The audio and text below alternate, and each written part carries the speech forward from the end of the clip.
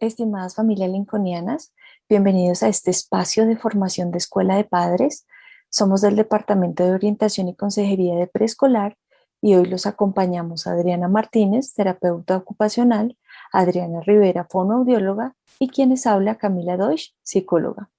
Y hoy queremos compartir y dialogar sobre estrategias de prevención integral, teniendo en cuenta herramientas y conocimientos de ciertos aspectos de nuestros niños en esta etapa preescolar.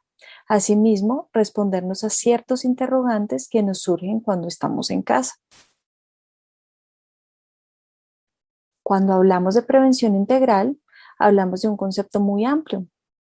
Sin embargo, abarcaremos tres ejes importantes y cruciales en la etapa preescolar, donde encontraremos en primer lugar la sexualidad en los primeros años de vida. En un segundo momento hablaremos de la importancia de la autonomía e independencia en los niños y un tercer momento dialogaremos sobre la autoestima. Estos tres ejes son fundamentales para marcar una prevención integral y protección, que están relacionados con aspectos cruciales y esenciales en el ser humano, tales como los procesos cognitivos, los sociales y los sexuales, que permanecen y traspasan toda la vida en donde nacemos y crecemos, e implica un conocimiento integral de cambios continuos y de procesos de aprendizaje permanentes, en los cuales es importante entender la integración y organización de los diferentes comportamientos de cada proceso.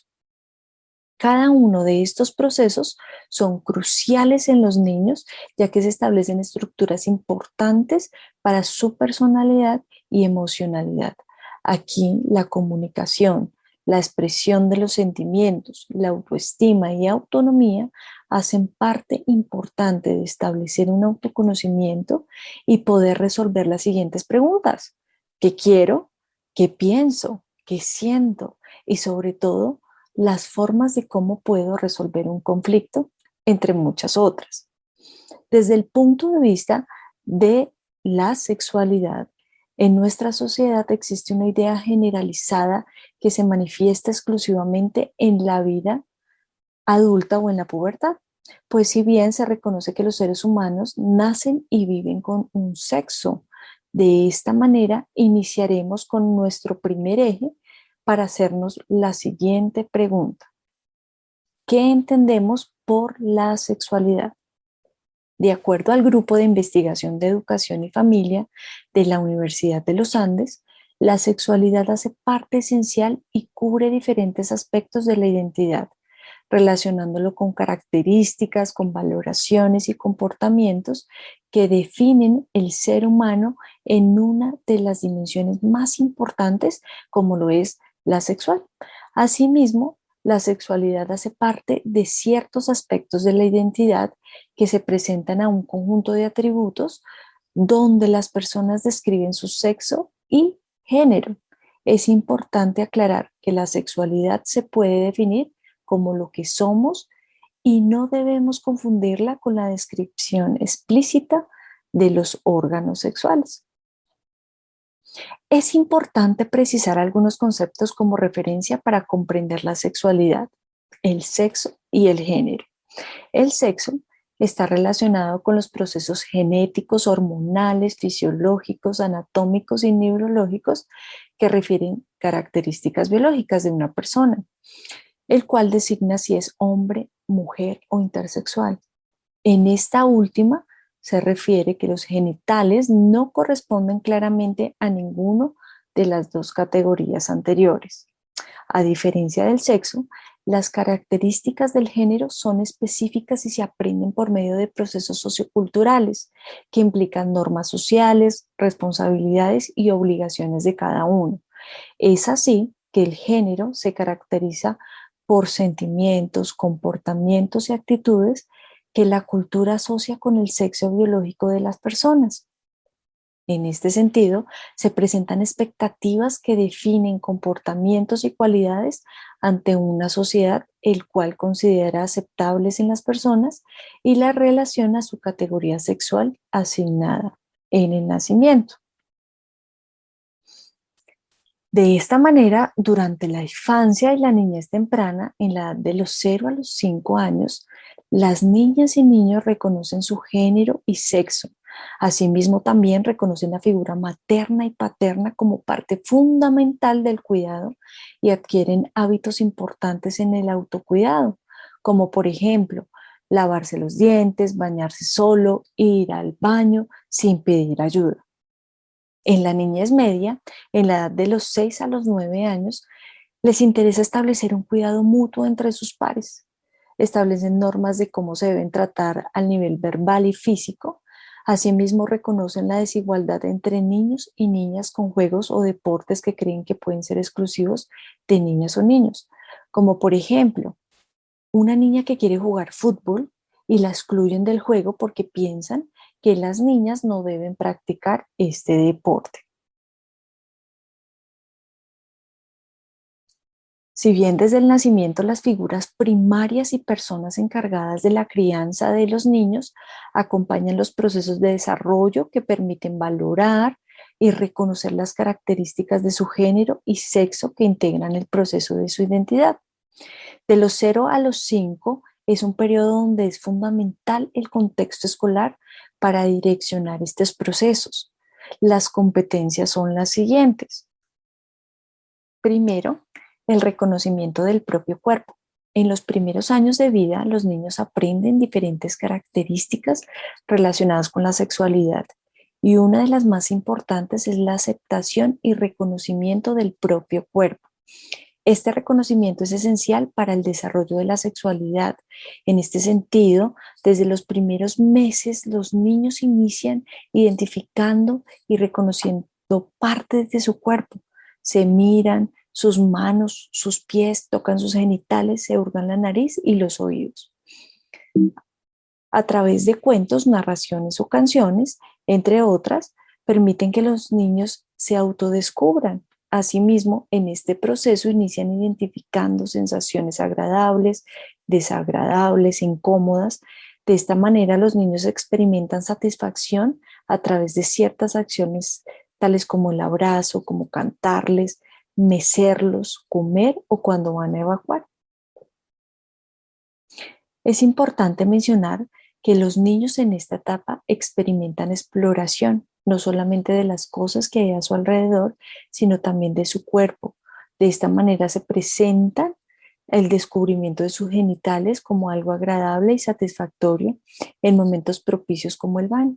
Y son formas de obtener información de su propio cuerpo a través de estas conductas exploratorias y descubren ciertas sensaciones placenteras que les permiten a los niños discriminar entre su cuerpo y el mundo exterior. Al finalizar los 2 años, los niños tienen la capacidad de reconocerse a sí mismos, es decir, poder verse en una fotografía o espejo e identificarse. Otro suceso importante entre los 2 y 3 años de edad es el inicio para el control de esfínteres. Este suceso es más difícil y en algunas situaciones puede demorar más, ya que no hay una recompensa obvia.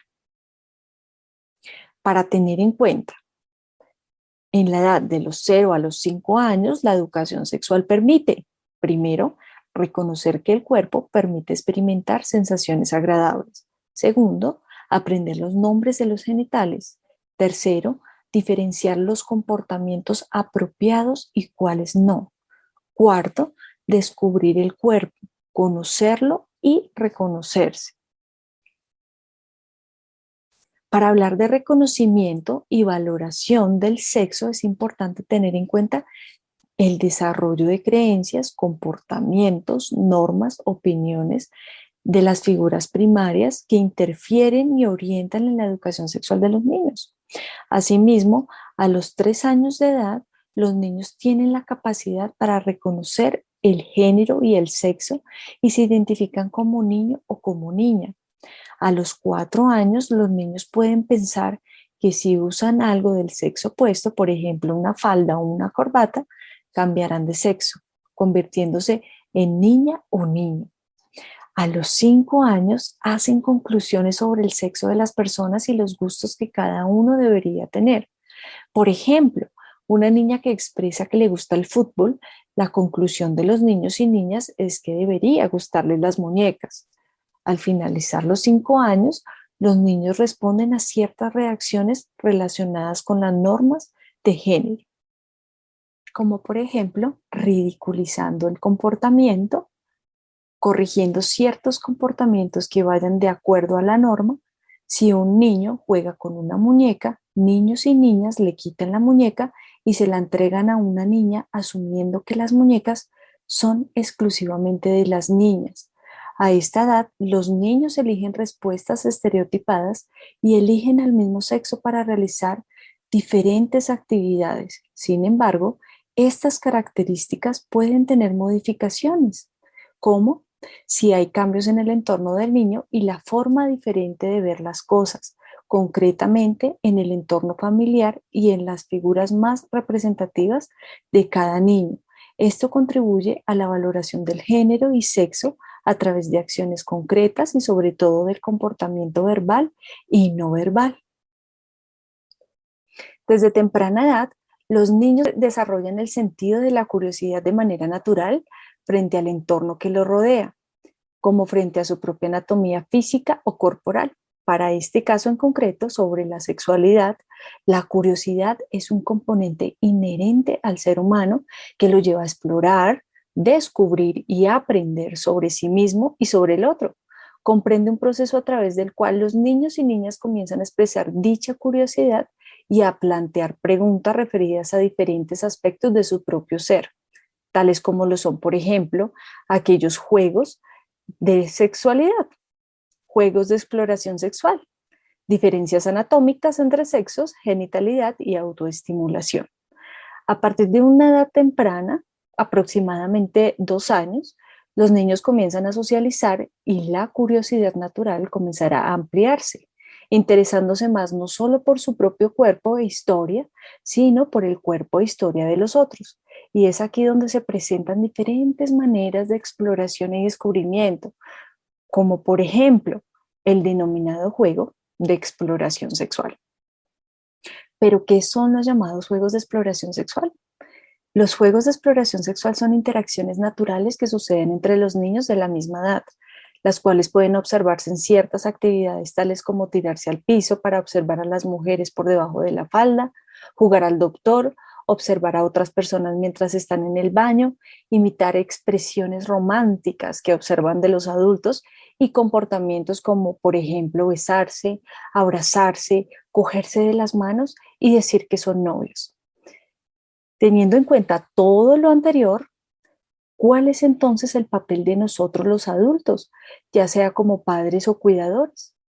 Pues bien, en cuanto al papel del adulto frente a estos juegos de exploración sexual, es importante resaltar que su presencia permite a los niños aprender sobre las reglas de privacidad, el concepto del respeto por el propio cuerpo y el de los demás. Cabe añadir que como adultos tenemos la posibilidad de preguntar sobre los papeles que están representando, de asegurarnos que todos respeten las reglas, de que todos tienen las mismas posibilidades de participar y de que pueden decidir sobre lo que quieren o no hacer. En consecuencia, es fundamental que como adultos seamos conscientes de la manera en cómo comunicamos a los niños las enseñanzas con respecto a estos juegos. Es necesario transmitir frases de tranquilidad, seguridad y confianza para evitar hacer sentir a los niños avergonzados, culpables y atemorizados. Recordemos que las preguntas espontáneas que van surgiendo a lo largo de la vida de los niños siguen una secuencia aparentemente predecible, es decir, que van de menor a mayor complejidad respecto a su sexualidad. Ese deseo de comprender el mundo es un sentimiento el cual todos hemos experimentado en estas etapas de la vida.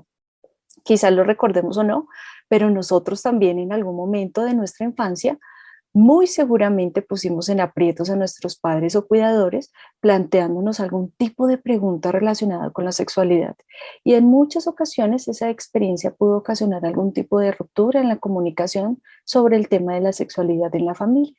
Es por ello que es fundamental el reflexionar sobre la manera en que los niños están aprendiendo de nosotros, los adultos, y de cómo están construyendo las nociones sobre los temas de la sexualidad.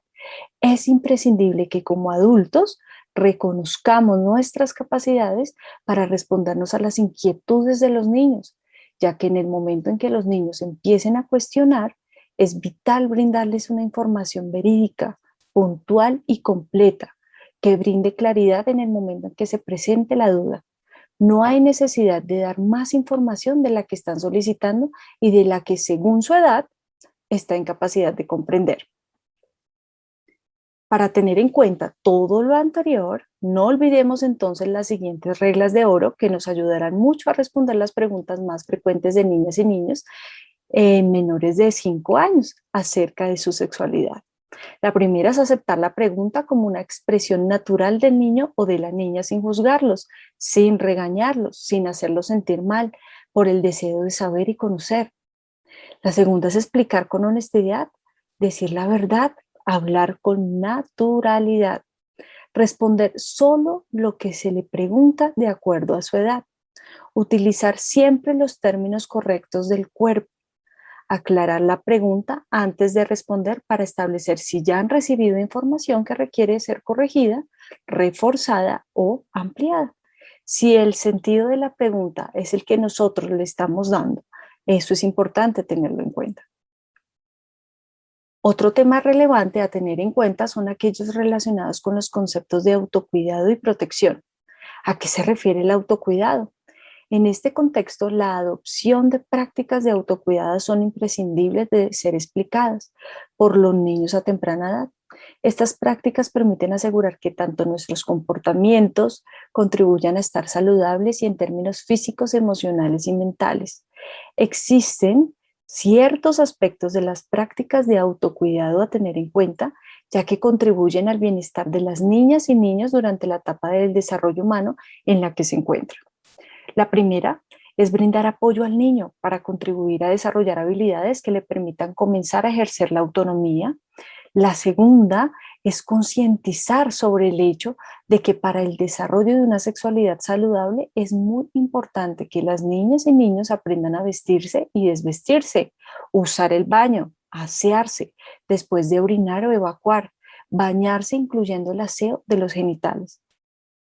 La tercera permite que a medida que niñas y niños logren llevar a cabo estas tareas por sí mismos, van definiendo su espacio personal y simultáneamente van disminuyendo las ocasiones en las que otras personas manipulen sus cuerpos.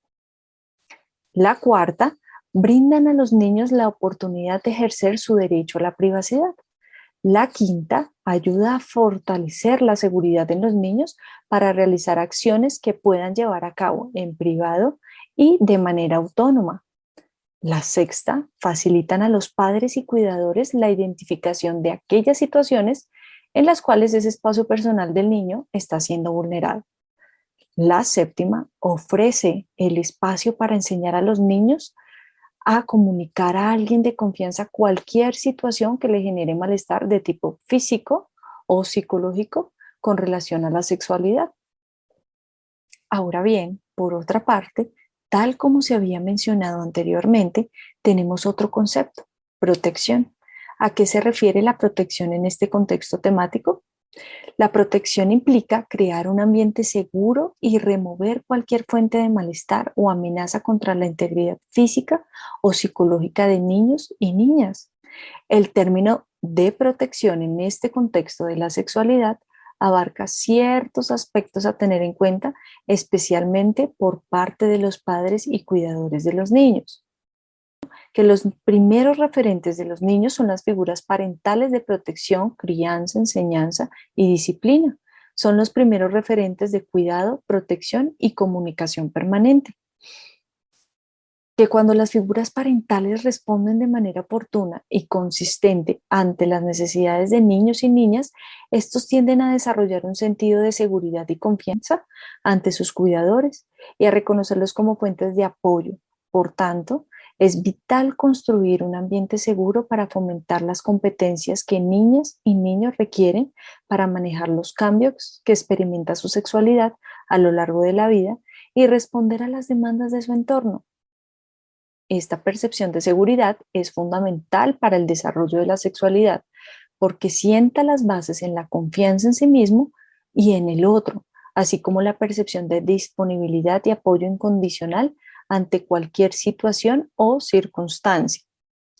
Que la aceptación incondicional, el apoyo, calidez, expresión del afecto o interés auténtico en el bienestar del niño o de la niña se expresa mediante comportamientos tendientes a mantener una relación estrecha con la niña o el niño a través de compartir o disfrutar actividades conjuntas que le permitan sentir que el ambiente que vive es seguro o que se le acepta tal y como es. Que al enseñar las partes del cuerpo es importante mencionar, incluir los genitales que son parte esencial para el ser asumidos de manera natural como cualquier otra parte del cuerpo. Que es importante la forma en que el adulto maneja con el niño el uso del baño de los niños. Evite la aprobación o desaprobación. Allí empiezan a reconocer sus genitales con pudor y vergüenza, limpieza o suciedad, apropiado o inapropiado. Que debe existir equidad de parte del padre o cuidador en lo que hacen los niños y las niñas, elogiando a los niños y niñas por las mismas razones, es decir, sin establecer diferencias por sexo. Es importante mencionar cuál es su espacio personal e informar quién sobrepasa ese espacio. Asimismo, si se enseña a tener sus espacios personales, es crucial que los niños se bañen solos. Mantener una comunicación diaria y de confianza con los niños donde puedan expresar lo que los hace sentir bien y lo que no.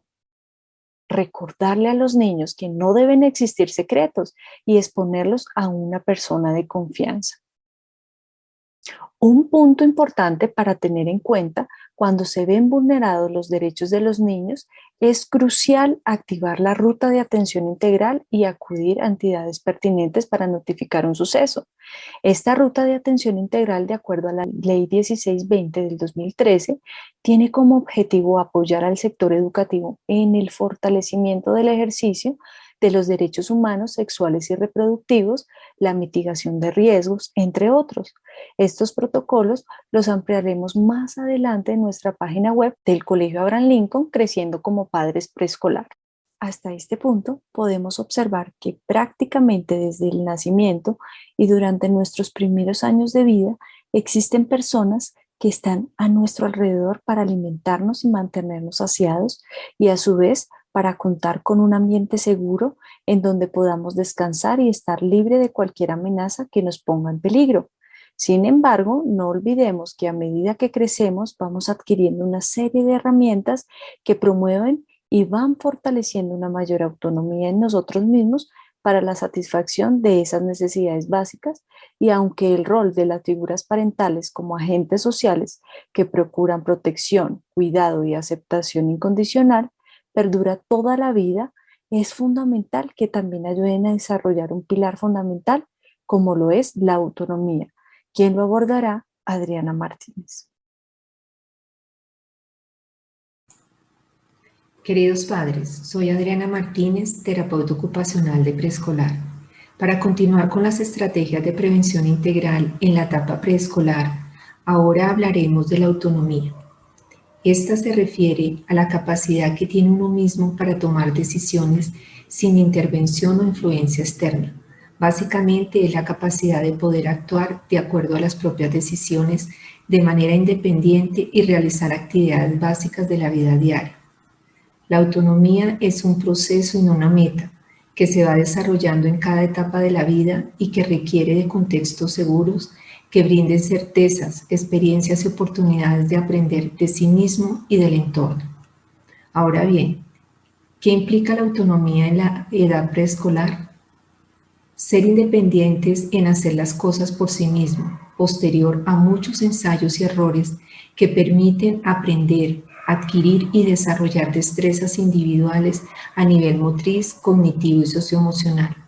También implica tener confianza en sí mismo, en las propias capacidades, habilidades, posibilidades, aptitudes y criterios al resolver los problemas cotidianos. Pero para ello es muy importante que los demás también confíen en ellos y en su independencia. Igualmente implica ser responsables de lo que se hace, se decide, se quiere y se debe hacer, por más que no sea agradable. Es importante entender que la responsabilidad es la conciencia acerca de las consecuencias que tiene todo lo que hacemos o dejamos de hacer, sobre nosotros mismos o sobre los demás. Debemos recordar que cuando el niño va probando hacer las cosas por sí mismo y ser responsable, va a cometer muchos errores y va a omitir cosas que forman parte del proceso. A su vez, la autonomía implica ser seguros en todos los contextos y tener la capacidad de adaptarse y acomodarse a las diferentes situaciones y retos, ya sean conocidos o nuevos, de manera tranquila, alegre y participativa. Para ello, debemos permitirles que se arriesguen ante lo nuevo. ¿Qué más implica? Ser auténticos, sin necesidad de imitar o depender de los demás, con recursos internos propios que den seguridad, criterio e iniciativa para pensar, actuar y autoevaluar el proceso que se usa y los resultados que se alcanzan. Por consiguiente, implica tomar decisiones y elegir por sí mismo, de manera asertiva, responsable y reconociendo los propios gustos, intereses y metas que se desean. También implica respetar los límites que tiene cada contexto, el familiar, el escolar o el social, y asumir las consecuencias positivas o negativas de los propios actos y de las decisiones que se toman, reconociendo los aciertos y los errores personales que en algunas ocasiones afectan a los demás. Finalmente, implica desarrollar la capacidad de esfuerzo para mejorar lo que se está aprendiendo y para superar las dificultades que se tienen al realizar el paso a paso de cada proceso y al alcanzar los logros propuestos, para de esta manera se hagan los cambios que se requieran. Ahora, ¿qué debemos saber de la autonomía en la edad preescolar? Es la capacidad de saber hacer las cosas de manera independiente, es decir, por sí mismo, de acuerdo a la edad, sin la necesidad de la ayuda permanente de los demás, de manera funcional, es decir, con destrezas motoras que se ganan con la práctica. También con habilidades cognitivas, ya que cada actividad necesita de planeación y organización desde el paso a paso, y con habilidades socioafectivas, que le permitan al niño sentirse capaz de hacer y de enfrentar cualquier situación en el momento indicado, sin depender del otro y resolviendo con seguridad y éxito los retos y desafíos de la vida. Igualmente, es un proceso evolutivo que requiere aprendizaje. La autonomía en los primeros años de vida está relacionada al desarrollo psicomotor, como aprender a desplazarse solo, manipular las cosas, etc. Es importante tener en cuenta que a partir de los 2 años de vida, los niños ya creen que son capaces de hacer todo lo que se proponen, sin ayuda de nadie, de manera independiente. Esto lo deben tener en cuenta los padres para no frenar este proceso. Adicionalmente, es importante ver que la independencia se busca desde el nacimiento, aunque no se está preparado para ello. Esta se aprende, se entrena y se modela desde los adultos cercanos hasta llegar a ser autónomos en todos los aspectos de la vida. También debemos saber que todos los niños tienen un ritmo biológico diferente y el proceso de la autonomía se va desarrollando de acuerdo a estos parámetros de madurez y crecimiento.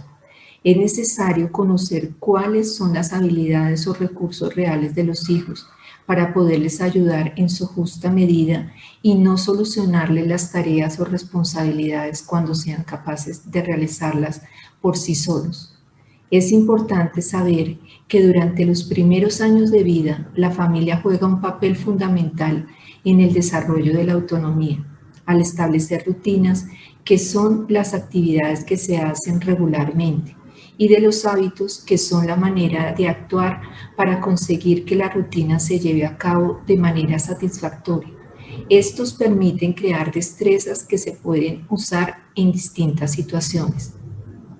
Es decir, la rutina ayuda a la adquisición de hábitos y estos facilitan la realización de actividades cotidianas como estudiar, comer, dormir, etc. Debemos saber que la rutina diaria da fronteras y dimensión a la vida, Da sensación de seguridad, certeza y sentido del orden.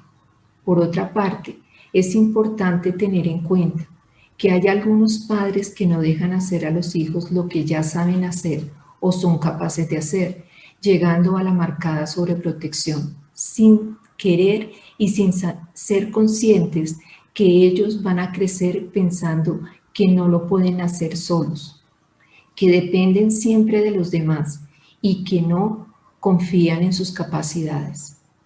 A su vez, hay algunas familias que suelen anticiparse a las necesidades y a las acciones de los niños. No los dejan pensar y actuar en situaciones que ellos pueden hacerlo solos, porque creen que aún no tienen la capacidad para hacerlo, o por evitar que se hagan daño, o por comodidad para conseguir resultados más rápidos y efectivos, o porque desconfían en su capacidad de reacción, enviándoles indirectamente un mensaje de minusvalía, el cual será parte de su autoestima. Ahora, ¿qué se puede hacer en casa para favorecer la autonomía de los hijos? Como padres, asumir los retos y los logros de cada etapa de la vida, dándole la oportunidad a los hijos que se autoconozcan, que aprendan, hagan cambios y crezcan como seres individuales y diferentes. Igualmente, es necesario estimular y reforzar todas las habilidades, talentos, destrezas, capacidades y aptitudes de los hijos, teniendo en cuenta su edad, sus características personales e intereses, para que esto fortalezca su autoconocimiento, autonomía y su proyección futura. También es importante fortalecer la unión emocional entre padres e hijos. Para ello es necesario priorizar los espacios de compartir a nivel familiar que permitan formarlos desde la felicidad, el respeto y la empatía, entendiendo y satisfaciendo sus demandas y necesidades acordes a su edad. A su vez, es importante promover el juego en casa y al aire libre, como la manera innata de aprender de sí mismo, de ganar autonomía, de practicar las habilidades sensoromotoras, de las del lenguaje, pensamiento y socioafectivas, al mismo tiempo que interactúan con los demás y con el mundo natural que los rodea. Para ello, se recomienda fomentar espacios familiares de juego tradicional, deportivos, de mesa, juegos de roles, de recreación, etc., que les permita crear posibilidades desde las propias experiencias.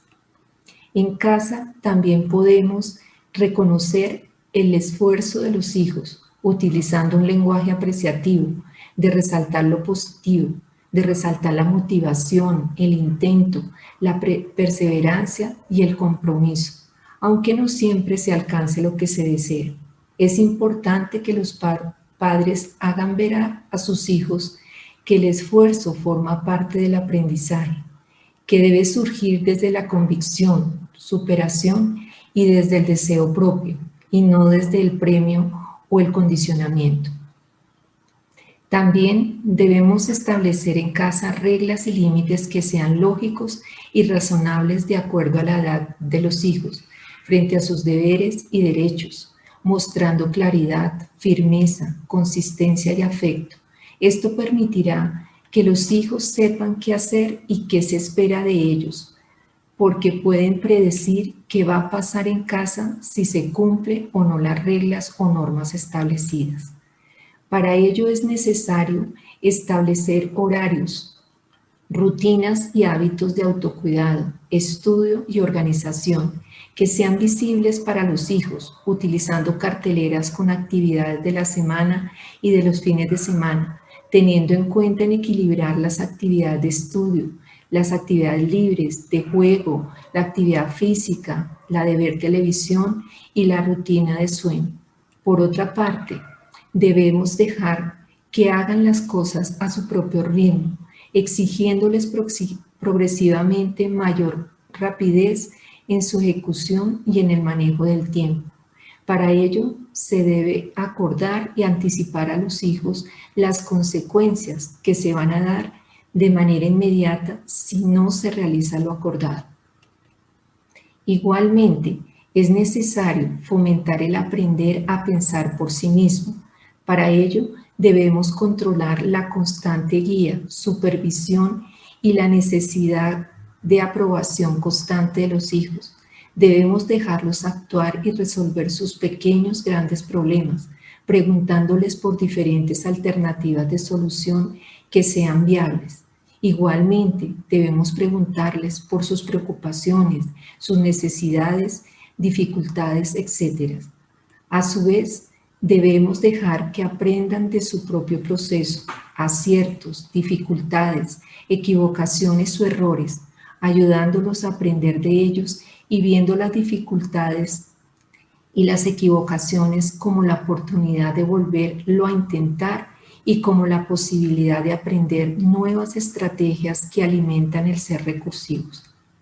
También podemos entrenarlos para ser independientes en actividades básicas cotidianas de alimentación, como comer solos, utilizar cubiertos, elementos como la servilleta, destapar paquetes, etc.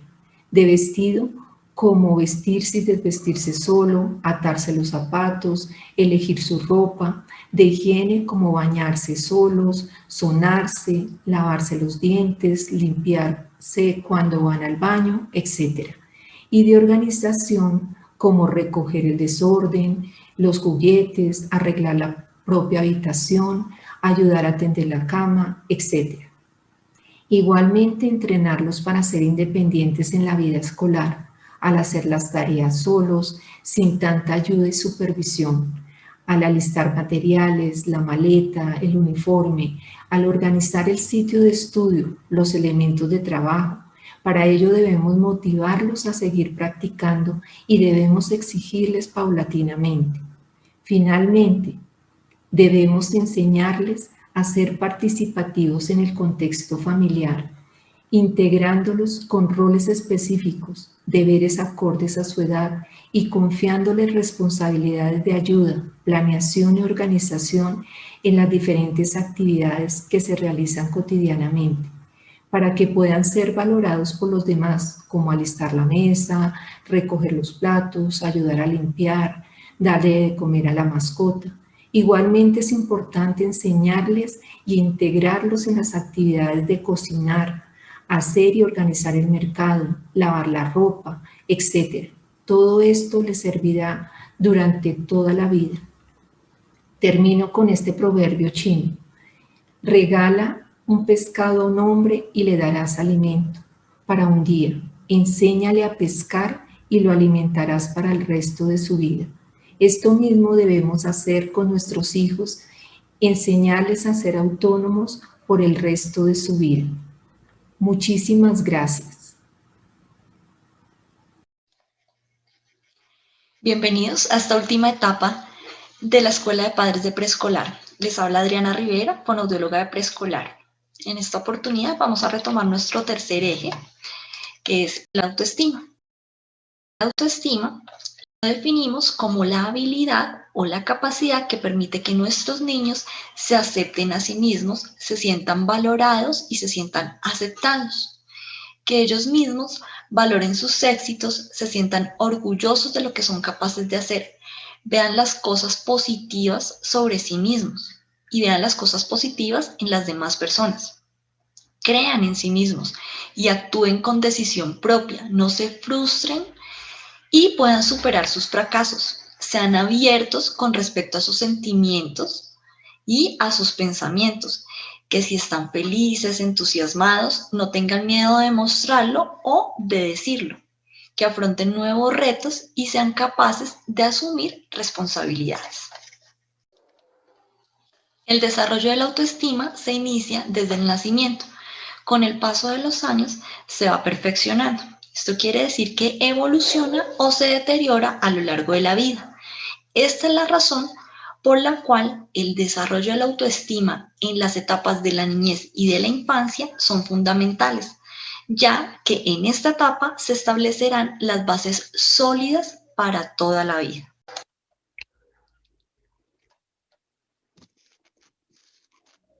¿Qué implica la autoestima?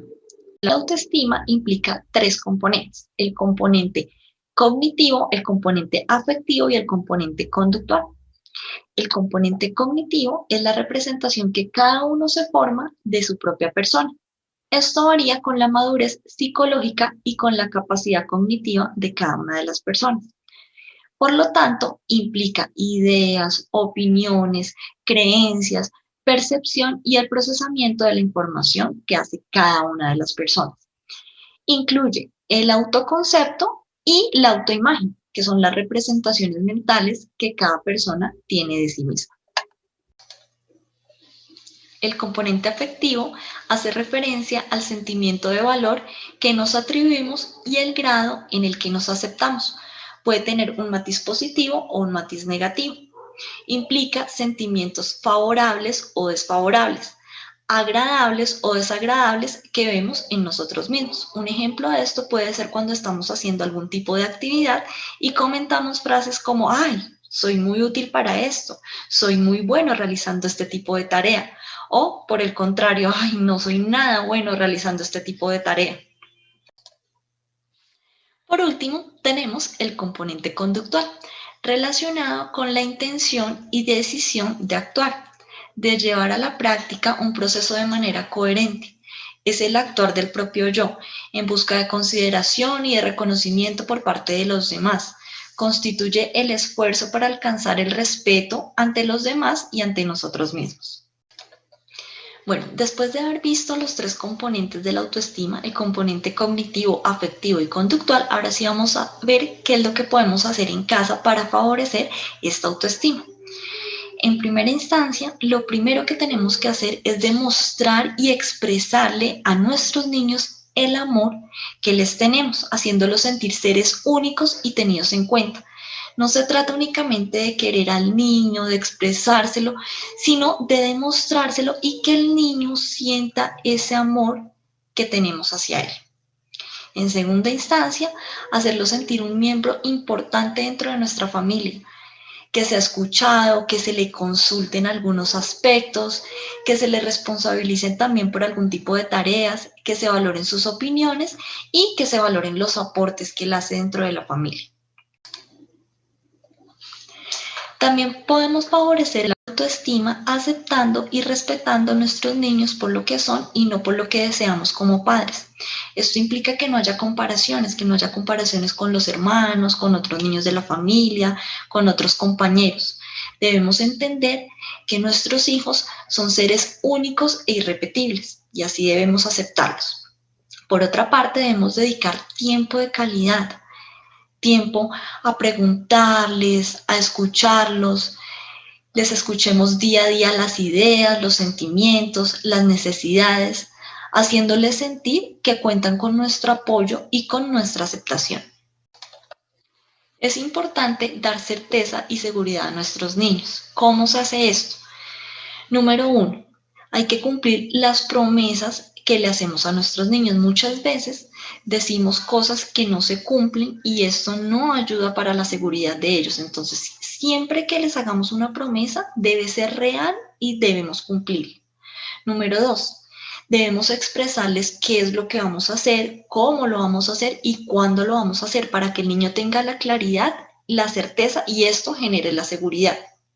Asimismo, es importante que sirvamos de modelo y de ejemplo para nuestros niños. Ellos aprenden más de lo que ven que de lo que se les dice.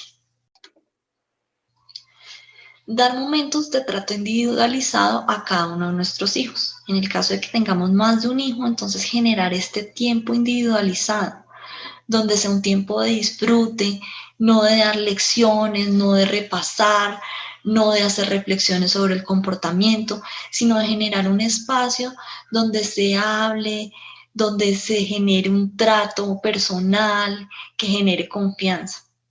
Es importante también promover el descubrimiento mutuo de lo que pueden o son capaces de hacer nuestros niños. Es importante no solamente ser modelo frente a nuestros niños desde la parte conductual, sino que demos ejemplo y seamos modelo frente a la expresión de ideas, emociones y sentimientos de manera asertiva. De igual forma, seamos modelo frente a la solución de problemas y toma de decisiones, que los niños vean que hay diferentes alternativas, diferentes posibilidades y diferentes opciones para solucionar estos problemas. De igual forma, es importante cuando sea necesario pedir disculpas a nuestros niños para que ellos se sientan valorados y entiendan que todos podemos cometer errores. Para favorecer la autoestima también es importante fijar metas con nuestros hijos y a nivel familiar, que ellos entiendan que es importante empezar y terminar una tarea propuesta y que experimenten la satisfacción de haber logrado o culminado esta meta propuesta. Para favorecer la autoestima de nuestros niños, no debemos olvidar valorar el esfuerzo por hacer las cosas bien, utilizando un lenguaje apreciativo y de reconocimiento de progresos y de logros. Hacer cumplidos realistas, sin exagerar los elogios. Si es necesario, hacerles caer en cuenta de lo que no se hizo adecuadamente y realizar preguntas reflexivas que concluyan en qué aspectos se deben corregir. Si no se corrigen, ellos no lograrán discernir entre sus verdaderas capacidades. Asimismo, resaltar y hacer ver las características y cualidades. Esto les permitirá aprender a valorar su vida. Enseñarle a expresar las emociones de la mejor manera. Cuando se presentan emociones como el llanto o el enojo, enseñarle a expresarlas de la mejor manera sin dañar a nadie. Es importante también explicarle que sentir miedo es algo natural, es algo normal. Lo importante es afrontar esos miedos con valentía y después poder contar las experiencias de cómo asumieron esos miedos o cómo enfrentaron con valentía esos miedos. A continuación, les compartimos las referencias consultadas. Queridos padres de familia, esperamos que las estrategias de prevención integral en la etapa preescolar relacionadas con sexualidad, autonomía y autoestima hayan sido de gran utilidad. Por favor, no olviden diligenciar los links de asistencia y de evaluación de esta escuela de padres. Asimismo, recuerden que esta escuela de padres quedará consignada en el sitio web del DOC preescolar Creciendo como Padres.